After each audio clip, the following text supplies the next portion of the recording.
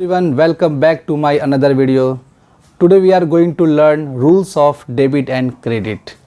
Commerce का सबसे famous और मोस्ट इम्पॉर्टेंट वर्ड है डेबिट और क्रेडिट, और काफ़ी कंफ्यूजिंग वर्ड भी है क्योंकि डेबिट एंड क्रेडिट का जो रूल्स है वो काफ़ी कंफ्यूजिंग रूल्स हैं। कई सारे बच्चों के मन में लगता है कि डेबिट का मतलब आना होता है और क्रेडिट का मतलब जाना होता है। डेबिट और क्रेडिट को लेकर काफ़ी सारे मिथ बच्चों के मन में होता है क्योंकि कहीं कहीं डेबिट प्लस हो जाता है तो कहीं कहीं डेबिट माइनस, कहीं कहीं क्रेडिट प्लस हो जाता है तो कहीं कहीं क्रेडिट माइनस।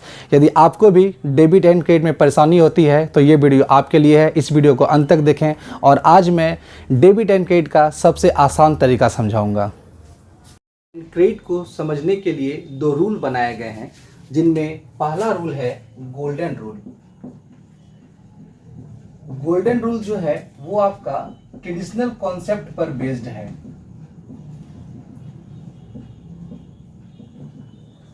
जिसके अनुसार कि अकाउंट्स आपका तीन तरह का होता है: personal account, real account and nominal account. Personal account के अनुसार debit the receiver and credit the giver. Real है debit what comes in and credit what goes out.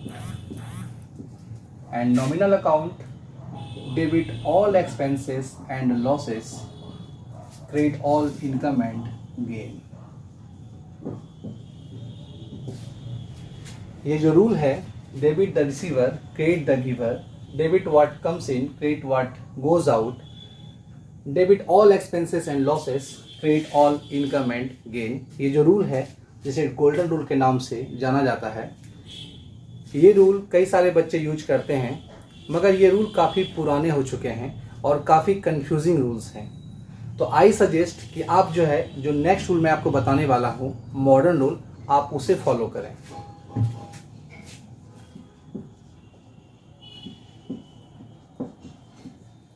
देखिए, अकाउंट्स जो है वो मेनली 5 वर्ड से मिलकर बना होता है। एक है आपका एसेट्स, दूसरा है एक्सपेंस, लायबिलिटी, इनकम और कैपिटल। इसे याद आप इस तरह रख सकते हैं: ए एसेट्स, ई एक्सपेंस, एल लायबिलिटी, आई इनकम, सी कैपिटल। एसेट्स और एक्सपेंस को बढ़ाने के लिए आप उसे डेबिट करते हैं और घटाने के लिए आप उसे क्रेडिट करते हैं, और लायबिलिटी, इनकम और कैपिटल बढ़ाने के लिए आप उसे क्रेडिट करते हैं और घटाने के लिए आप उसे डेबिट करते हैं। ये जो रूल है जिसमें कि एसेट्स एक्सपेंस यदि आपका बढ़ रहा हो तो आप उसे डेबिट कर दीजिए, और यदि आपका एसेट्स और एक्सपेंस घट रहा हो तो आप उसे क्रेडिट कर दीजिए।